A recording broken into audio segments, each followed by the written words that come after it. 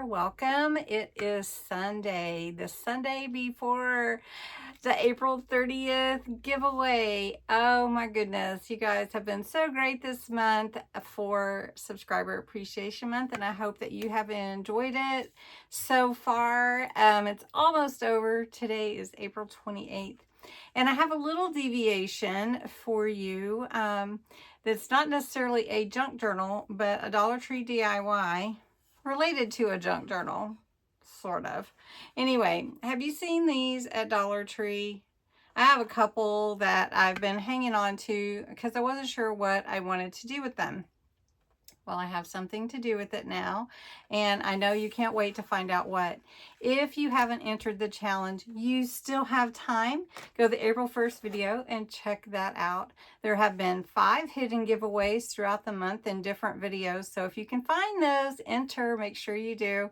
And I'm doing the drawing on April 30th, so don't miss that. Also, there is a timeline on Rustic Playgrounds discount for this month, and my link is below if you're interested. Plus, lots of changes going on. I've opened up YouTube memberships, and we're going to be celebrating Patreon memberships next month, a 2-year anniversary. But I've opened up YouTube memberships, and those are open for you. And there's a link below to join if you don't see the join button. And that's going to be growing as well. So lots of fun things going on. If you're interested in pen pal mail, though, you want to get on Patreon. Okay, enough about me. Let's get to the project. Okay, so I told you I wanted to do something with this, but that spurred from all these little mini journals that I was making, these little mini books from Rustic Playground. These are little kits that she has, and that's one, and then this is another one.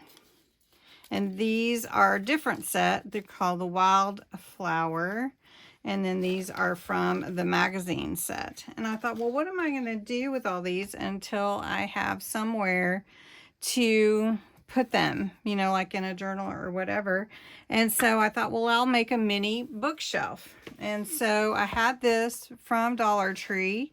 It's a little house, and I don't want that in the background. So I cut a piece of paper that I'll glue in. And this is from a Temu set. These are several Temu sets that I had picked up. So they do have some really pretty papers if you're interested in that. So before I glue that in, I wanted to show you I can make shelves for it. And so this is balsa wood. And if you've never used balsa wood before, it's very lightweight, doesn't weigh very much. You could probably just break it, but the best way is to use a little craft knife that's sharp, and then you can just cut it the size that you want, just really easily. I mean, I'm not even pushing down, and you can cut it. And I'm not going to cut all the way through because I don't have a cutting mat here. But anyway, cut your pieces the size that you need. So what I did was, for this one, I needed 2 shelves that are 4 inches wide and 1.5 inches this way. And then I'm going to glue these in, but I'm going to put a little stabilizer underneath to glue that in to make sure the shelf doesn't move. And then I can put all my little books on the shelf. So in order to do all of that, we're going to have to do something with the wood because I don't want it to necessarily be just this color. So I have, instead of paint, which you could use paint, I have Distress Oxide Scorched Timber.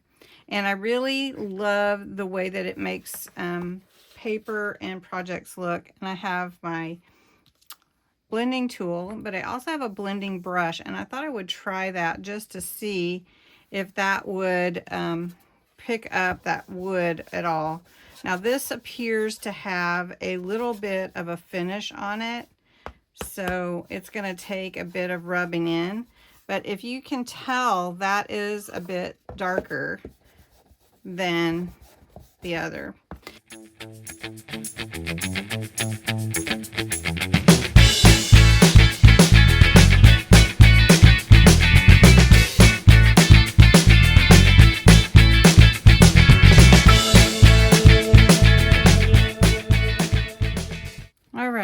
got these all done now. My glue gun is heated up. Just need to glue my paper in. And I do want to give it a little vintage look. So I have my vintage photo ink here, and I'm just going to go around it and make it look old, because these books and everything are vintage. And then I will glue this in. Now, the way I measured it, I'll tell you, made it super easy on myself to make it fit. I know that inside here is 4 inches because I measured that.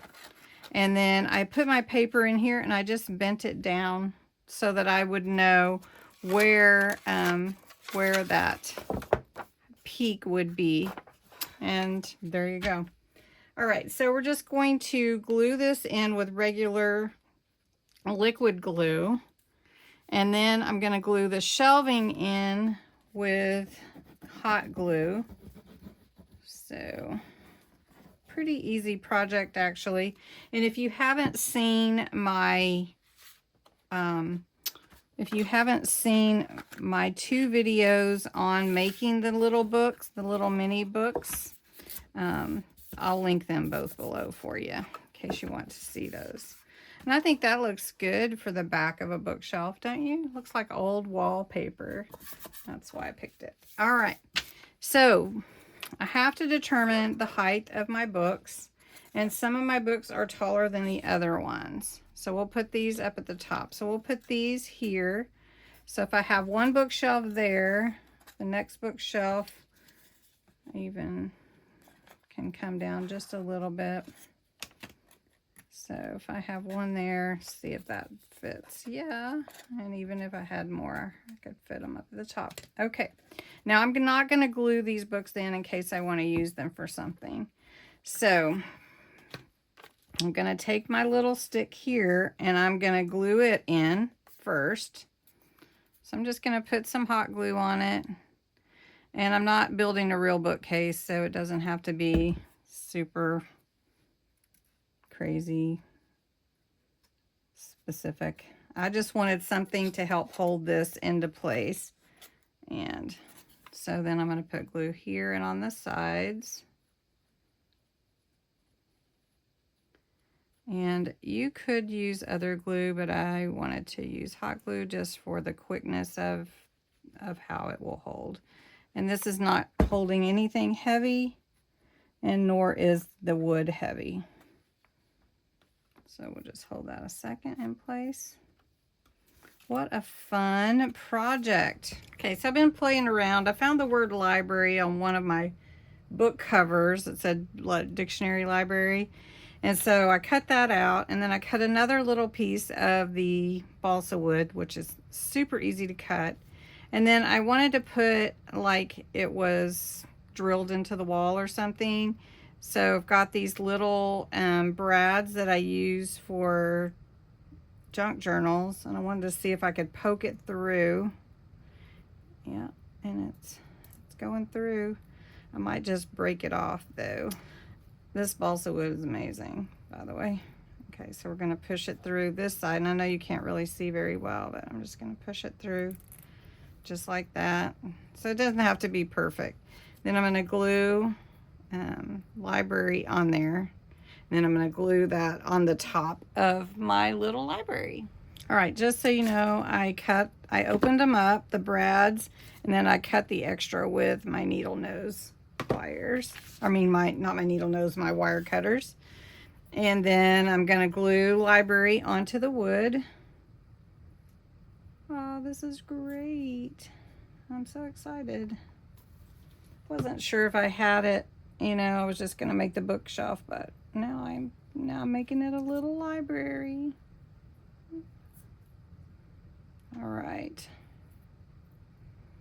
And just so you know, this word was on one of the little books of words you get like from Hobby Lobby or Amazon or one of those. So I'm going to put this, I'm going to glue this right here.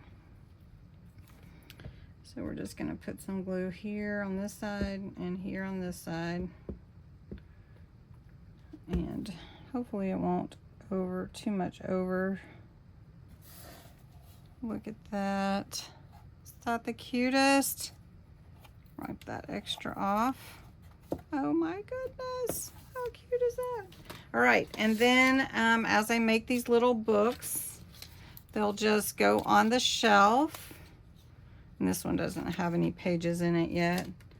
And then they can, you know, sit like that or whatever. And then these, I only have 3 done so far of the fashion magazines. So we could just lean it that way. Look at that. How cute is that? My little bookshelf. I should put some little mini something up here. I don't know if I have like a mini little candlestick or something to make it look. Oh, how cute is this? Okay, well, I found a little teapot and a little clock that I put back there, and that is my little bookshelf for right now. And then I'll add the rest of my little books as I make them, and I'll have a place to put them, and then I can use them if I want to. Anyway, I hope you enjoyed this. It was just kind of fun to do, and maybe you'll be inspired to do something fun or make a place to hold your little ephemera books until you're ready to use them. Anyway, have a great day. Thanks so much for watching, and I hope that you will check back with the April Subscriber Appreciation Challenge on the 30th. And don't forget about Crafts and Games Live is the 30th. The announcement's going to be before Crafts and Games, though. Just to let you know.